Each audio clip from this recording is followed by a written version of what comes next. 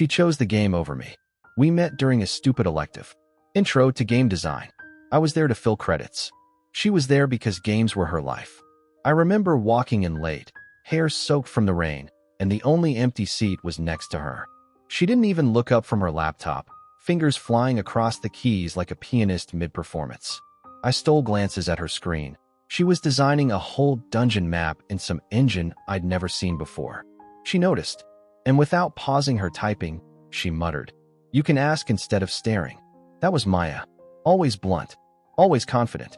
I mumbled something about being impressed. She smirked, finally glancing at me.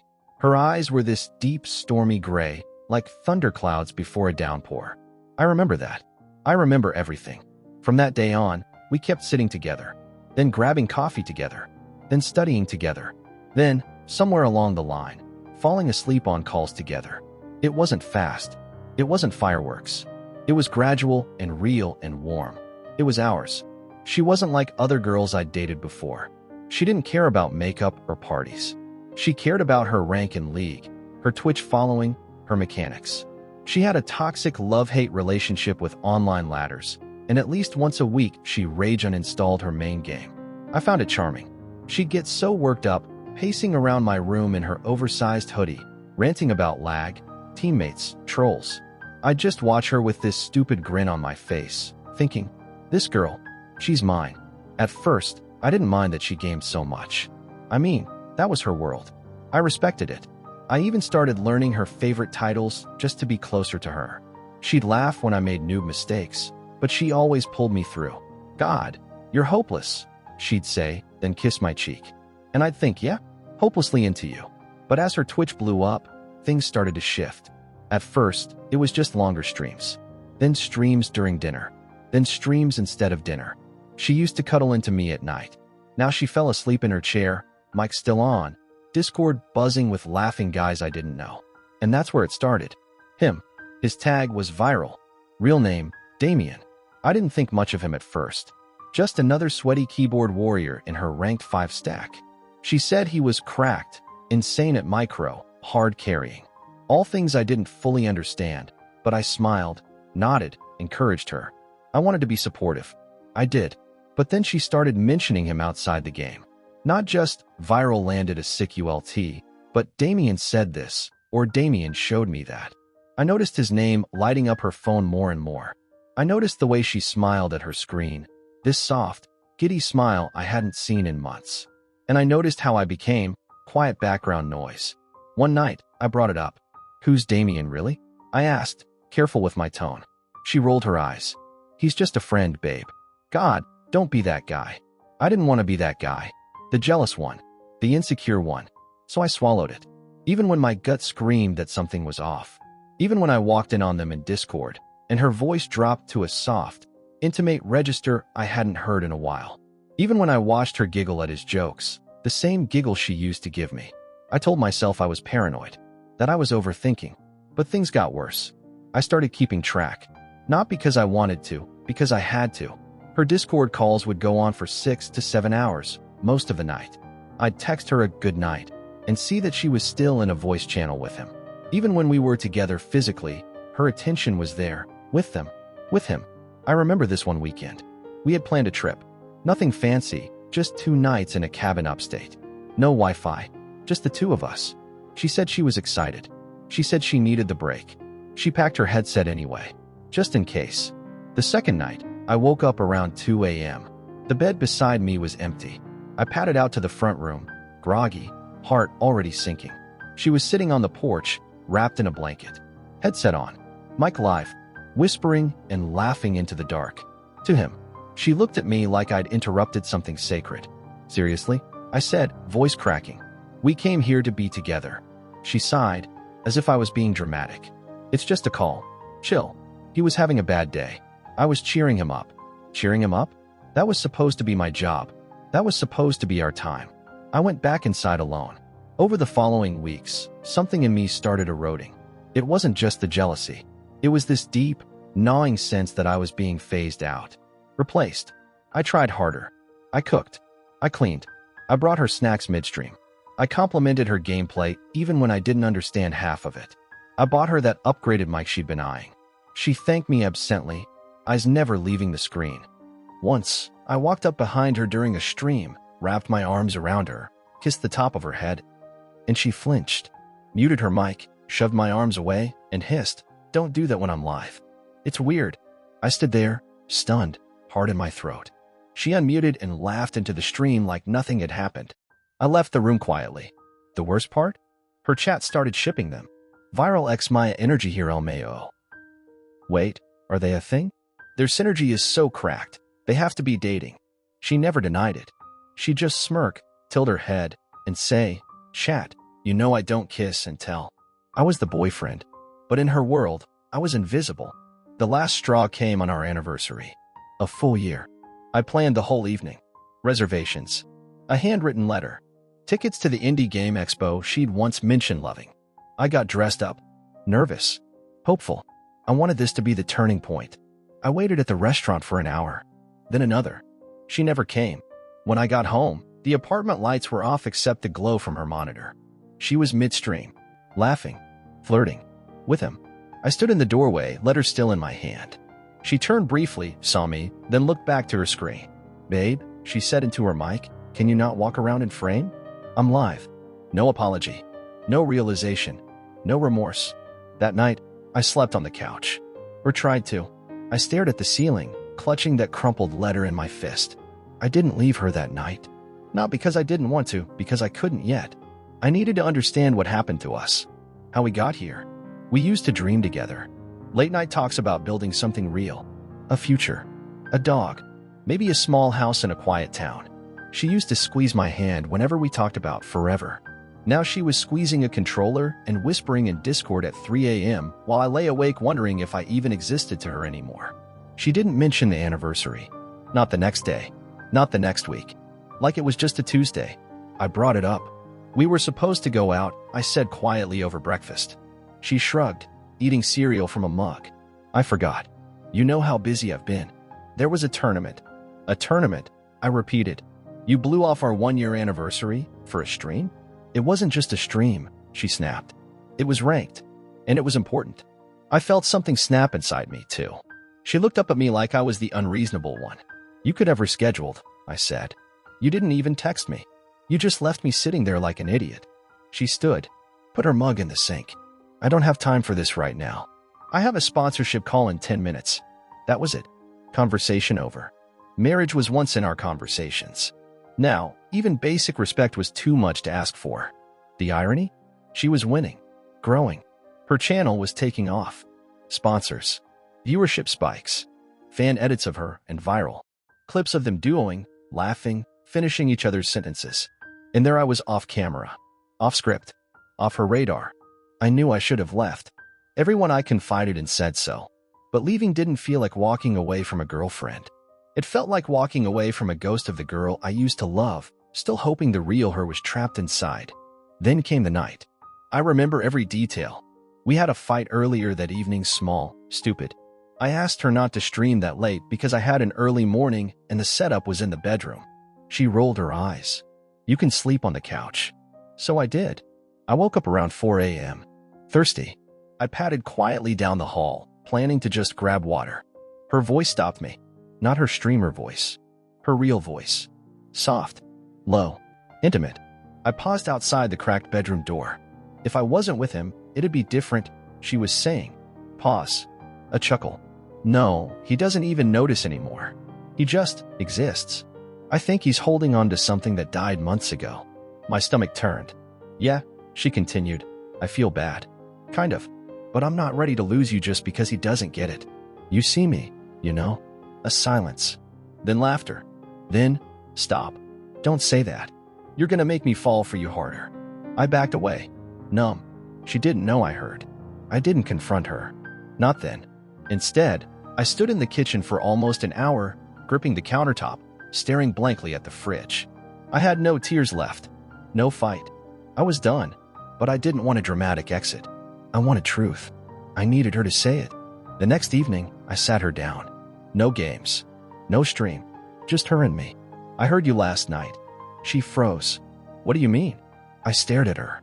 Calm. Hollow. You said if you weren't with me, things would be different. That he sees you. That you're falling for him." She looked away. Guilt flickered across her face, but it was brief. Then it was replaced by something else. Relief. "I guess it's time we talk," she said. I zoomed in on the photo, my heart pounding in my chest.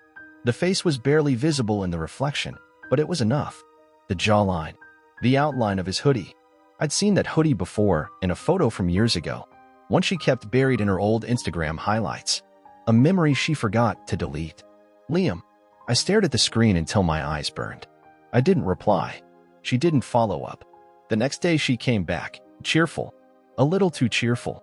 Her skin was glowing, hair slightly messy in a way that didn't seem like she'd spent the weekend lounging around with her sister. She hugged me, warm and full of energy, like she missed me. "Trip was great," she said, curling into me like nothing had changed. "We really needed it." "We." My sister and me. I didn't say anything. She didn't know I'd seen the picture. She didn't know I recognized him.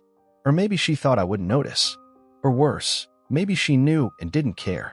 I tried to act normal, but something inside me had cracked. I started watching her in a way I hadn't before. I listened to every word for hidden meanings. I watched her when she wasn't looking. And when she was on her phone, I paid attention to how fast she locked the screen. A week later, I asked her if we could talk. "Of course," she said, smiling like everything was fine. "I want to ask you something," I began, struggling to keep my voice level. "When you went to Brighton, was it really just your sister?" There was a pause. It was barely half a second, but it was enough. She blinked, slow. "Yeah, of course." I stared at her. "You're sure?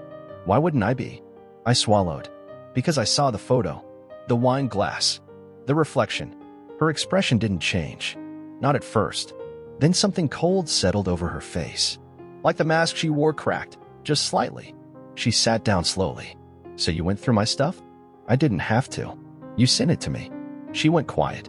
I expected tears. Or a scream. Maybe even an apology. Something real. But she just stared at me, then said calmly, "Okay. So what if he was there?" My heart sank. "You told me it was your sister." It was. And him. It wasn't planned. He was just there. We bumped into each other. "You bumped into your ex in Brighton and ended up drinking wine with him?" She shrugged. "It just happened. And you didn't think that was worth telling me?" She leaned back. "You would have overreacted." I felt dizzy. Did anything happen? Her silence answered before her words did. It was just closure. I laughed. It came out broken. "Closure." "Yeah," she said. "We talked. We cleared the air. That's it." I looked at her. And for the first time, I realized I didn't recognize the person sitting in front of me. I don't even know where to begin. Maybe with the way she used to look at me, like I was the only person in the world who mattered. Maybe with the mornings we spent wrapped up in each other, tangled in sheets and soft words and coffee kisses. Or maybe with the brutal truth, I was never enough for her. And she always knew it. Her name was Emily. We met in the library at the university. She was sitting 2 tables across from me, glasses on, messy bun, oversized hoodie. She looked like a storm I wanted to walk into barefoot. And she smiled like she knew something I didn't. Maybe she already knew she would ruin me. I remember that first conversation. She asked if I was really reading that book, or just pretending because the cover looked intellectual. I told her I was halfway through it. She leaned forward, eyes dancing, and said, "So what's the main theme?" I froze. She laughed. I was caught. And just like that, I was already beneath her. She had this way of making me feel like I had to earn her, every day. And I tried. God, I tried. We started seeing each other more. Coffee turned into dinners. Dinners into weekends. I still remember the first time she stayed over. She fell asleep on my chest, and I swear to you, I stayed awake for hours just listening to her breathe. I had no idea that one day, her breathing would keep me awake for an entirely different reason. Nightmares. Flashbacks. Guilt. But I'm getting ahead of myself. Our first year together was magic. At least, it felt like it. We laughed constantly. She met my friends. I met hers. Though, now that I think about it, she never really let me into her world. I knew her roommates, sure. But the rest of her circle? The guys always had nicknames, inside jokes I was left out of. She'd say things like, "Oh, that's just Eli being Eli," or "You don't have to worry about Kyle. He's basically my brother." She had this one friend, Mason. I didn't like him. From the very beginning, he had this smugness about him, this quiet confidence that said I've already won. He hugged her too long, looked at me too little, always had a reason to text her late at night, just about the project, she said. He's in my group. It's nothing, but it didn't feel like nothing. I brought it up once. She sighed, sat on my lap, kissed me, and whispered, "Do you really think I'd cheat on you with Mason?" No, I didn't think so. But looking back, I didn't want to think so. Fast forward to our second anniversary. I had been saving for months to take her away for the weekend. A cabin by the lake. No Wi-Fi, just us and the stars. I imagined we'd spend the nights making love by the fireplace, laughing over wine, whispering about the future. She canceled the day before. Said she had a family thing. No details. No time to reschedule. I drove to that cabin alone. I drank the wine by myself. And something in me started to crack. When she texted me that night, it was short. Dry. Hope you're okay. I wasn't. But I didn't tell her that. When I got back, I didn't ask. I should have. But she kissed me like nothing had changed, and I let it be. Because I needed her to love me more than I needed to protect myself. Months passed. She grew distant. I blamed school, stress, hormones. Anything but her heart leaving mine. And then came the night I found out. It wasn't dramatic. It wasn't a scream or a slap or a confrontation. It was a photo. One of her friends posted a story on Instagram. A blurry video from a party I hadn't even known she was at. Emily, sitting on Mason's lap, laughing into his neck. His hand gripping her thigh like it belonged there. Like he belonged there. My lungs forgot how to breathe. She hadn't even told me she went out. I waited. I gave her time to tell me. To lie. To come clean. She didn't. The next day, I asked her if she went out last night. She said no. That was the moment something broke permanently inside me. I showed her the video. Her face froze. She went pale. Then she did the one thing I didn't expect. She got angry at me. Why are you stalking my friends? You don't trust me? It was just a joke. We were drunk. It didn't mean anything. She twisted it all around until I was the insecure one. Until I was the problem. And you know what I did? I apologized. I actually fucking apologized to her. Because that's how far gone I was. That's how deep her claws were. That night, I didn't sleep. I kept staring at the ceiling, playing it over and over. The video. Her lies. The way Mason touched her like I never had permission to. I wondered what else she hadn't told me. And the next morning, I got my answer. The next morning, I saw her phone light up while she was in the shower. Normally, I wouldn't have. Normally, I would have just ignored it, trusted her. But that word had started to die inside me, trust. The message was from Mason. Just a heart emoji. Nothing else. No context. And I wish I could say that was the worst part. But it wasn't. I didn't plan to open her phone. I didn't want to be that guy. But my hands were shaking before my thoughts caught up. Her passcode hadn't changed. Maybe part of her didn't think I had it in me to check. Or maybe she wanted me to see. I wish I hadn't. Their chat wasn't long. But it was enough. Screenshots of half-naked selfies. Plans. I missed last weekend. I wish I was inside you again right now. You're so much better than him, Em. And her replies. She didn't even pretend to push him away. She didn't say stop.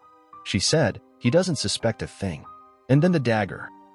I'll end it soon. He's too fragile. I need to let him down easy. I think that's when something inside me just disconnected. I sat there, on the edge of her bed, holding her phone, my fingers numb, my stomach hollow. She came out of the shower, wrapped in a towel, smiling at me like nothing had changed. Her hair wet, her skin glowing. She kissed my cheek. I didn't move. She asked if I was okay. I said, yeah, just tired. She sat down beside me, leaned into me, water dripping from her hair onto my shirt, and whispered, I love you. I didn't say it back. Not because I didn't still feel it, but because for the first time, I realized she didn't mean it. I left that morning, told her I had class. But I didn't go to class. I walked. For hours. Through parks. Down streets I didn't recognize. Past faces I didn't see. Just moving, like maybe if I kept going I'd outrun the collapse happening in my chest. How do you process something like that? How do you grieve someone who's still alive, still smiling at you, still sleeping in your bed? That night, I didn't go back to her place. She called me 3 times. I ignored all of them. And when I finally answered her 4th call, she sounded frantic. Where are you? I'm worried. Come back. Please. I wanted to scream at her. I wanted to throw her words back in her face. He's too fragile. I'll end it soon. But instead, I said, I just need some air. She said, "Okay. Just don't shut me out." Too late. I didn't sleep for days. I read every single message between them. I couldn't stop. It was like cutting myself open over and over again, just to feel something. He'd been with her for months. They had code words, nicknames, a place they went, some hotel off the highway, where she told me she was staying at a study group sleepover. They laughed about me. They joked about how easy it was, how he'll probably write a sad song or poem when I leave. And she said, "Let him. Maybe someone else will finally read what he writes." I didn't cry that night. I wanted to, but the pain was too dense for tears. It sat in my chest like wet cement. A week passed. She showed up at my apartment, unannounced, eyes puffy, wearing my hoodie. She asked if I was okay. I said no. She asked if we could talk. I said not yet. She cried. She said she was scared of losing me. That's when I realized she hadn't left him. She was just scared to lose control. I said, "Are you still seeing Mason?" She hesitated, and that was all the answer I needed. I told her the truth. I read the messages. Her face dropped. She didn't deny it. She didn't say I misunderstood. She didn't even look surprised. She just exhaled and said, "I didn't mean for it to get this far." What the fuck does that even mean? Did she accidentally climb on top of him? Did she accidentally fall in love with him behind my back? She said it started as a mistake, that she was lonely, that I was too emotionally dependent, that she felt suffocated. She made my pain my fault. Then she said the one thing that broke me beyond repair. "You were always too soft. That's why I couldn't tell you. Too soft, too trusting, too in love." She blamed me for not being someone she could lie to with ease. I didn't yell. I didn't curse. I just stared at her, silent. And then I asked, "Was any of it real?" She didn't answer. She couldn't. Because if she said yes, then she was the monster. If she said no, then I had spent years loving a ghost. I told her to leave. She stood in the doorway for a long time. Tears. Apologies. The usual script. I didn't move. I didn't flinch. And then, just before she left, she said something I'll never forget. "I hope one day you can forgive me." Forgive? Forgive what? The cheating? The lies? Or the fact that she let me believe, for years, that I was enough for her, while slowly carving out pieces of me for someone else? She left. I collapsed. And I stayed that way. For weeks. Maybe months. Time became mud. I stopped writing. I stopped answering texts. My friends tried. I couldn't let them in. I didn't know how to explain that I had built my whole life around someone who only used me as a placeholder. That every memory I had was now infected with a what if. What if she was lying then? What if she was thinking of him when she kissed me? What if I was never really loved at all? I don't remember sleeping that night. I lay in my bed, staring at the ceiling while my chest throbbed like something inside me had been ripped out and was now missing. My thoughts circled around the last words she'd said to me like vultures. "You're a good guy, but I need more than good. More than good. More than loyalty. More than love." It didn't make sense, not in any way that I could twist into logic. But I wasn't dealing with logic anymore. I was drowning in betrayal, in humiliation, in the staggering realization that everything I believed we had was built on a lie. I didn't go to class the next day, or the day after. I didn't want to face the campus, didn't want to see people who had probably already heard whispers, didn't want to run into anyone who might ask where she was, or worse, who might already know, because she hadn't vanished. No, she was still here, still smiling, still existing in this same world, just not in mine anymore. The messages started rolling in. From friends, from acquaintances, even from people I barely knew. "Hey man, I heard what happened. That's rough. Bro, I saw them together at the loft last night. Are you okay? You deserve better anyway." She's been shady for a while. Some sent screenshots. One of them was from her story. She was laughing in someone's arms. I didn't recognize the guy at first. He looked too polished. The kind of smug, sharp-jawed confidence that came from being told your whole life that you were better. Then I remembered. He was the guy from the bar that night. The one she said was just a guy from class. And now, they weren't even hiding it anymore. They never had. I started connecting dots I'd ignored before. Her long study sessions. The sudden phone flipping when I walked in. The nights she was too tired or not in the mood. Followed by mysterious smiles when she thought I wasn't watching. The passive-aggressive jokes that made me feel like a joke. How long had she been phasing me out while pretending she was still all in? I didn't get answers. I got silence. She didn't even bother trying to defend herself. No text, no call, nothing. She'd moved on, just like that. Or maybe she'd already moved on before she left me standing in that coffee shop with my heart splattered on the floor. What burned more than anything was that she made me believe I was her forever. She made me feel like I was enough. She let me think I was the one. But all the while, I was just the placeholder. The stable, safe bet until someone more exciting, more alpha, more shiny came along. I guess he came along. A week passed before I finally saw her again. On campus. She was walking hand in hand with him, the guy. I froze. It was the middle of the day. People around us, going about their lives. I should have looked away. I should have walked the other direction. But I couldn't.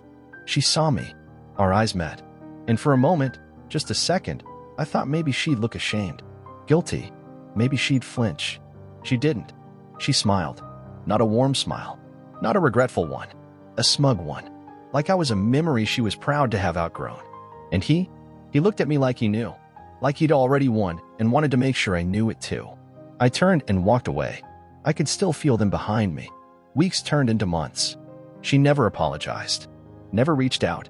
Her friends dropped off like flies, quietly choosing sides without saying a word. The whispers faded, but the wound didn't. I'd hear things. From mutuals, from the grapevine. About how they were official. How she posted about how happy she was. How he bought her expensive things. How she wrote some caption about finding real love when you least expect it. Real love. Was I fake love then? Was everything we shared, the nights I held her when she cried, the poems I wrote her, the promises we whispered in the dark, just filler content in the story of her life? The worst part was, I still missed her. Even knowing what she did. Even remembering the lies, the silence, the smile that crushed me. Because I loved her with everything I had. And she loved me just enough to make me stay. Until she didn't need me anymore. Healing wasn't linear. Some days, I could breathe again. Others, I'd scroll past a photo of her and it'd knock the air out of me. But slowly, very slowly, I stopped looking at my phone hoping for her name. I started going out again. Talking to people. Learning to laugh without the bitterness behind it. I still remembered everything. The way she looked at me when she said she loved me. The way she held my hand like I was her anchor. The way she let me think I was enough. But I wasn't. And that wasn't my failure. That was hers. Because I gave her something real. And she threw it away for someone shinier. Now, when I look back, I don't see her as the girl I wanted to marry. I see her as the lesson I needed to learn, the kind that leaves scars. She taught me how cruel people can be when they're done using you. She taught me to listen when someone shows me who they are, not who I hope they'll be. She taught me that sometimes, the person who says, I love you the loudest is the one who walks away first. And me? I'm still here. Still healing. Still standing. Because while she let me think I was enough, one day, I'll find someone who knows I am. And she'll just be the girl who didn't.